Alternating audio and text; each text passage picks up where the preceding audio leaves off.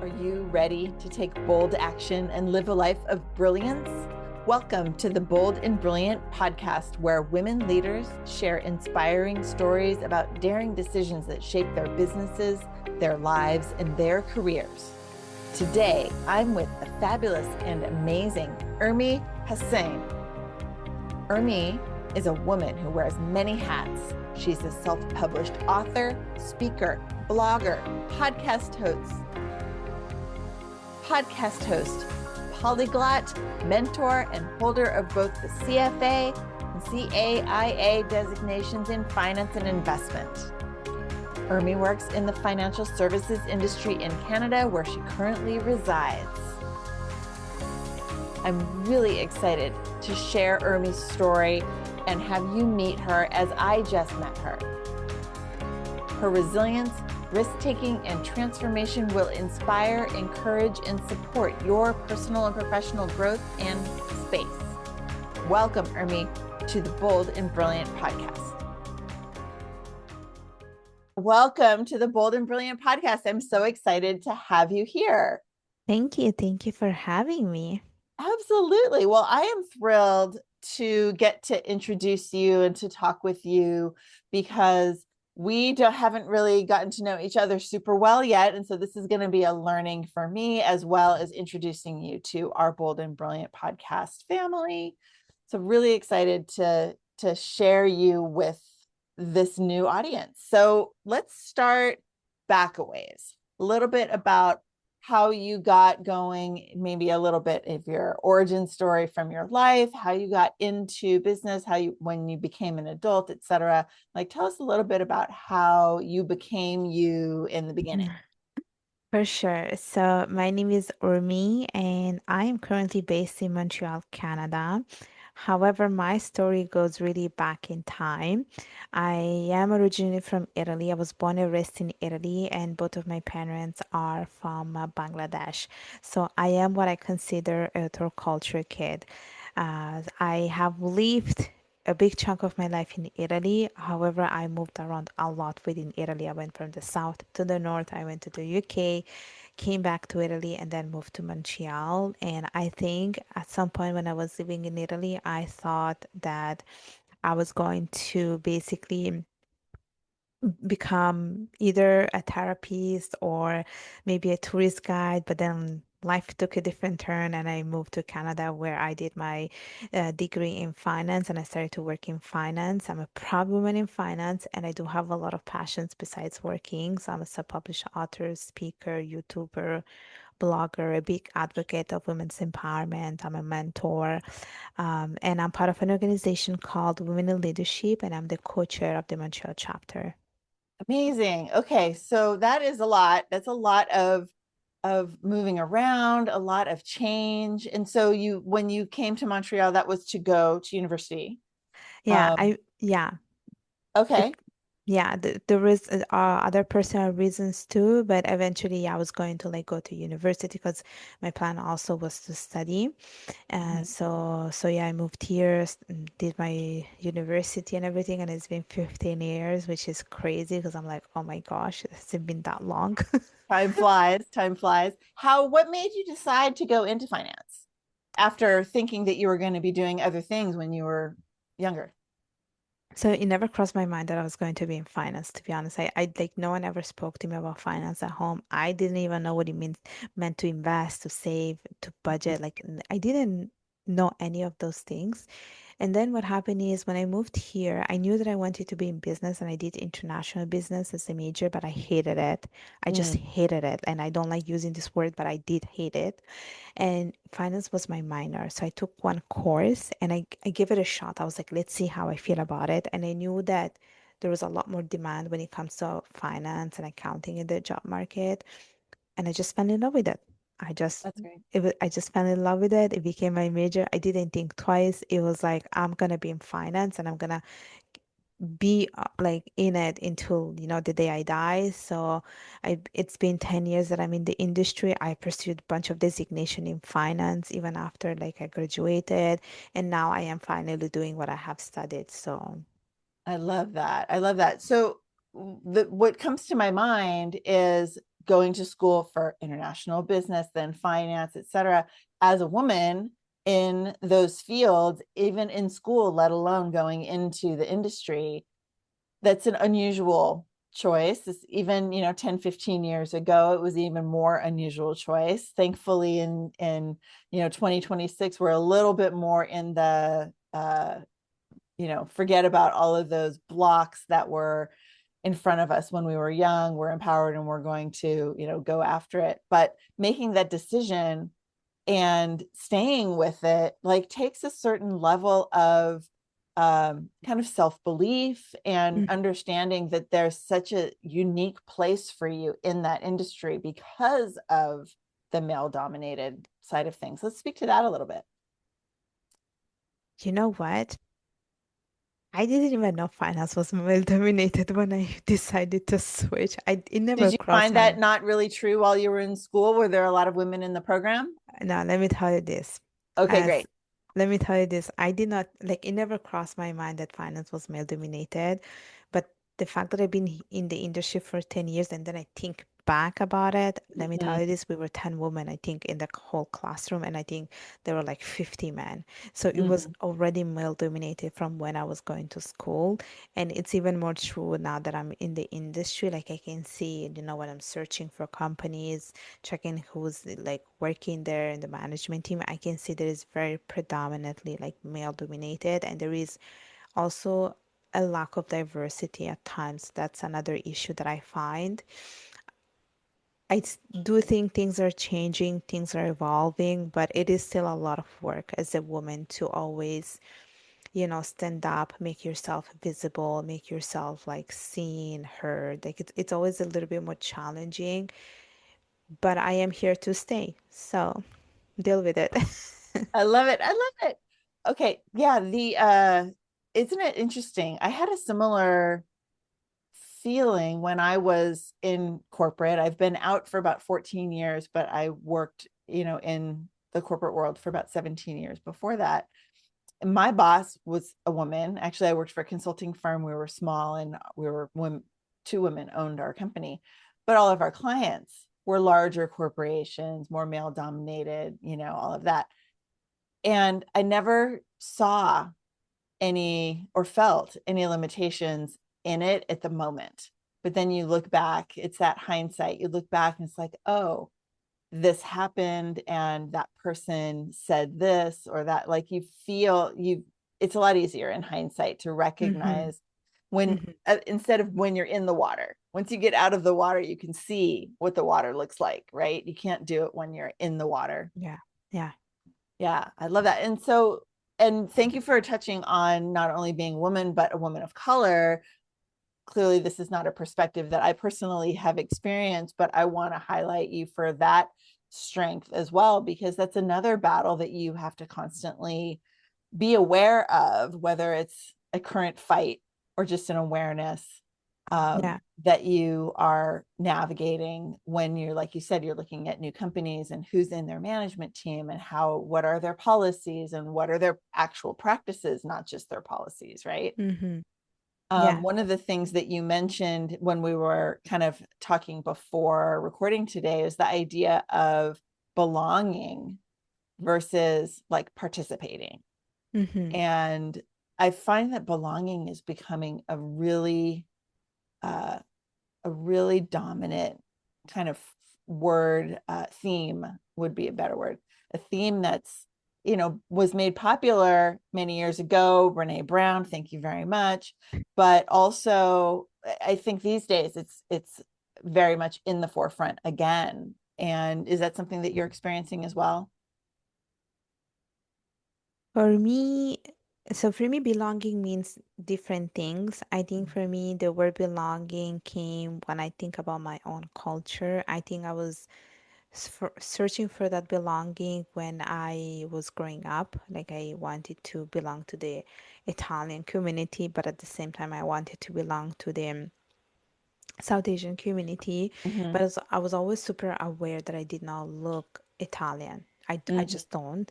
And then when I was at home, I also was aware that like even though I looked Bengali, inside I did not feel like that because I grew up with a very Western society. Mhm. And so I always searched for that belonging. But I think with time I understood that, sometimes you have to create that space where you belong, which within yourself, with yourself. And so Mm, that's something that I really had to learn.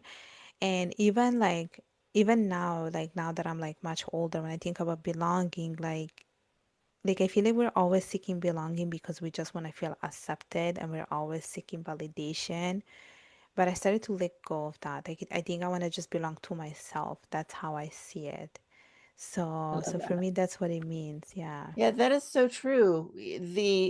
We can't make ourselves feel belong, right? You can't make yourself belong. You can make yourself fit in, but that's not, Hmm. it's more so much more surface and it's not really real.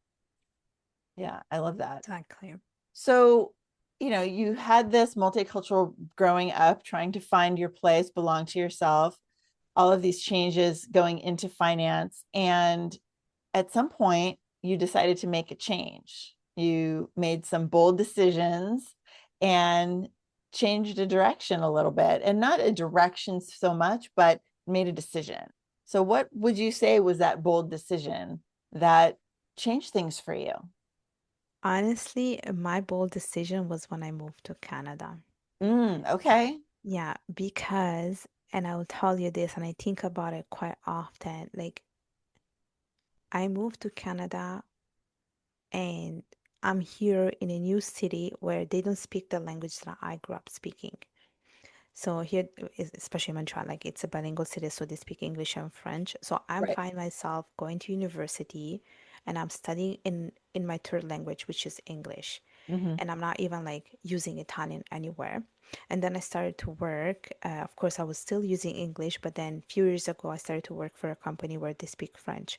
And so here I am, where I'm talking in another language that is not mine to Now begin it's your with. fourth language. It's my fourth language. So I think about it, I'm like, damn, like that was like quite, you know, that was It's courageous of me to brave. yeah, it's Yeah. courageous of me.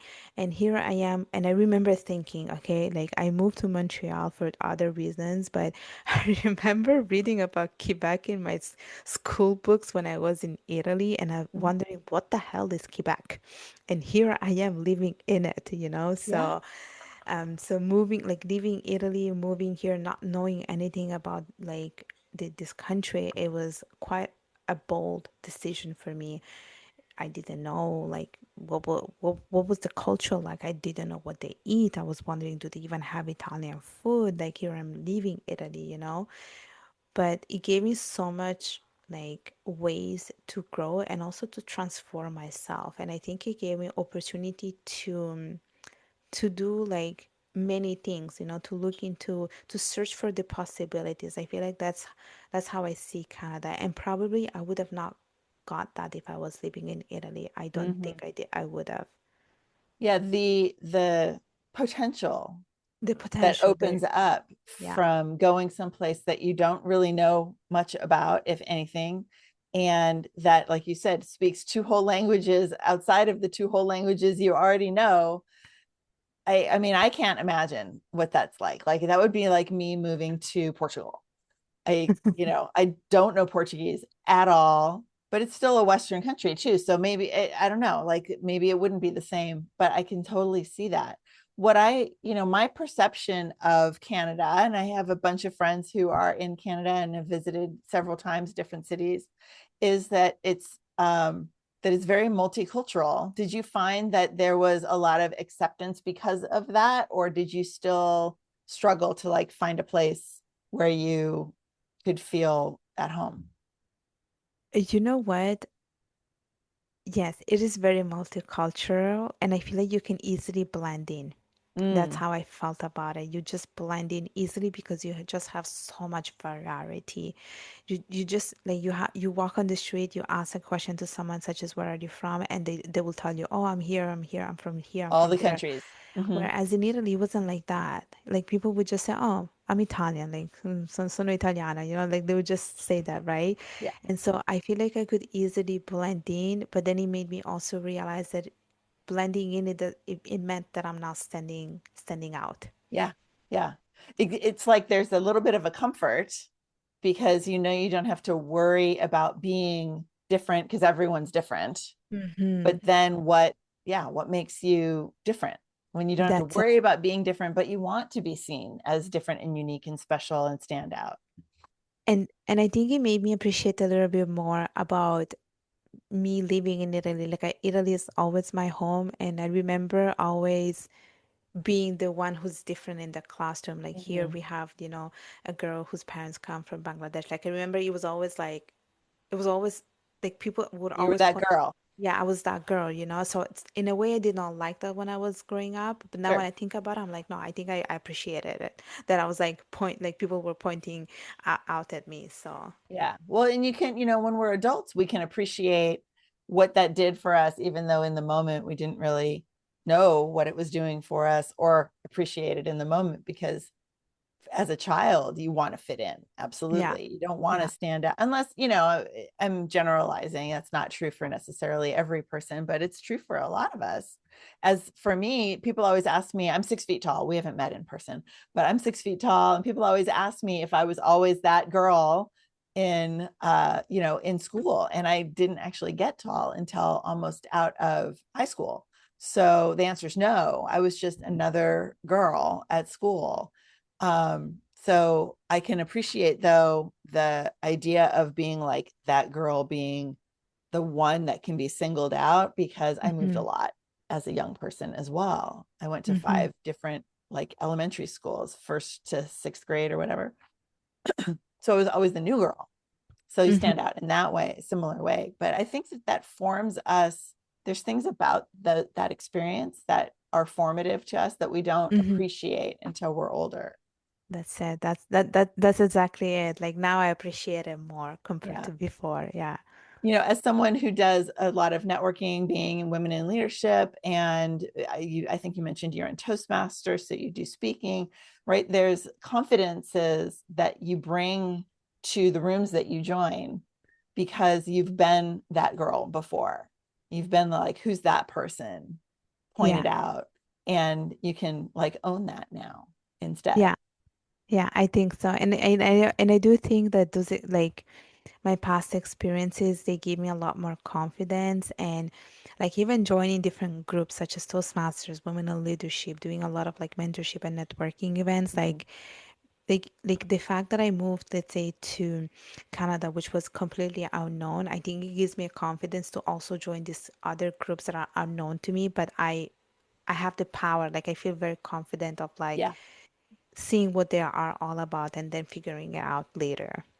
Yeah, I love that. I love Yeah. that. I feel the same way. I have a lot of people who, will go, well, it's off and on sometimes. Sometimes you're just in that mood. It's just like, okay, I'm gonna go somewhere new, and maybe you're a little tired, and maybe you're not 100% ready to just be seen with a bunch of strangers. But most of the time, go in, introduce yourself, make some new Yeah. friends, all of that. And I feel very lucky of Yeah. having that. Um, it's like a superpower to be able to go in and show up in a Yeah. place that you haven't been to before. Yeah. Yeah, definitely. Yes. Yeah. I love it. Okay, so with that big bold decision to go to this whole new country, and you're going to school, and you in finance, and you've been in the industry for all this time, tell us a little bit about what your work looks like, how you work with clients, what it is that you're out there trying to help the world do. So I would say there are like two different Urmis. Because there is me working in finance, of course, where basically I work in wealth management and I work with the financial advisors. We work for this big company and we are basically helping clients to make their financial dreams come true Mhm. in essence. And so there's that side of me. There is that like during my 9 to 5. And then you have the other Urmi who basically switches hats and she is doing a bunch of other things during her 5 to 9. And this is where I'm like working on like women in leadership. So I have like meetings with my team and we discuss about the events we want to plan. Then I have like a day where I'm recording also for my podcast. I recently launched the podcast. Then I have a day where I'm just working out. Then I have a day where I'm like just mentoring. So everything is like, it's quite diverse each day, like meaning that my 9 to 5 it's pretty fixed. It's there, like, this is how 9 to 5 are, pretty rigid, pretty systematic. But then I love getting into my 5 to 9 because I love working on my creative side. It Yeah. allows me to be more expressive. It allows me to do storytelling. It allows me to build those human connections that maybe, sometimes it's a bit hard when you are in a very structured environment. So there are those two kind of like individuals right now, and I'm always like switching hats depending on the Yeah. circumstances. Yeah. Is that something that you want to keep going in that fashion for long Yeah. term? Are you looking to make a shift to have 5 to 9 be more substantial and the 9 to 5 be less, or do I you like mean, it this way and see it for the foreseeable future? who knows, right? Who knows? Love that. I do I do think that I have a very entrepreneurial spirit. I think I do come across as an entrepreneur because every single person that I meet, they're like, "Oh my gosh, I can see you being an entrepreneur. I thought you were an entrepreneur." I can see it, and I feel like even I feel like the universe is bringing me closer to that because I am like just drawn to that kind of environment. Every time there's an event, I'm just going to like meet other entrepreneurs. Mm-hmm. I do like the freedom that comes with it. Yeah. Yeah. Maybe it's So, the next big book or something that will lean you over the edge. I have a client, friend slash client, who has a company that she runs, and it's a big property management situation. So lots of clients and everything, big organization. But she is moving into more speaking, more writing, more thought leadership, all of that. And it's that there's a potential for that shift to come when all of a sudden you're just spending a little more time in there and it gets a little more into your soul that yes. this is like the future. And it might be that it's not for 5 years from now or 10 years from now, but someday, like, you can see that being, maybe it's the retirement job, or who knows. Yeah, who knows? And I can relate to your clients slash friends because I also feel like I am like I find that it's very fulfilling when I'm doing, let's say, a speaking engagement. And right Mm-hmm. now, like I'm looking for ways where I can speak and, go to conferences. And recently I gave Mm-hmm. a workshop and I was like, I love doing this. Yeah, So yeah. Yeah, yeah, I yeah. love that. Well, and that's the thing is, you start where you are and see where it takes you. And we have to remember that as humans, if we are if we're not embracing change, it's going to come anyway. Hmm. So it's kind of like with COVID and the lockdown and everything, right? We had no idea what the future held, but we also didn't really have any control over what the future held. We had to kind of create our own path in this environment of unknown. Yeah. Well, honestly, the future is always unknown. We think we know, but you never know what could happen. And to have something that you're passionate about, that you enjoy as like that potential future thing, then you're just ready for whenever it makes sense to be the next thing. And I think that readiness or the day you'll make that decision, it will come with Mm-hmm. time. Yeah. But because now I can see where I'm like heading Mm-hmm. towards to, but I just don't think it's the right moment. Like I think I Yes, want not to right now. continue. Exactly. I think it's just gonna come from within that, okay, this is it. This is the moment I'm Right. gonna make that change, that decision. Yeah. Well, and that's what you exactly said it. It has to come from within. If it were to come, I mean, that did happen to a lot of people during the lockdown, is it didn't come from within. It was kind of by circumstance. Yes, Okay, this external has to factors. change. And either people embraced it and really let it go, or kind of just went through the motions and went back when everything ended or whatever. So if you just know that when it feels right, you'll know, then Yeah, that's okay. that's And it. meanwhile, Exactly. you're sharing your message, you're empowering women, you're, getting your voice out there in the world. And it sounds like you're doing an amazing job at it. So I'm so thrilled that we've had a chance to talk about that, because the ability of every woman who's listening to this, every woman that you and I meet in this world of women in leadership and speaking, and like everyone has that potential. And you and I are here to show them They that it can. can be done. Mm-hmm. Yeah, Yeah, they can. I love it. If there's anything like, if you were to give us like one kind of theme of Urmi and how you want people to remember you after listening to this podcast, what would you say?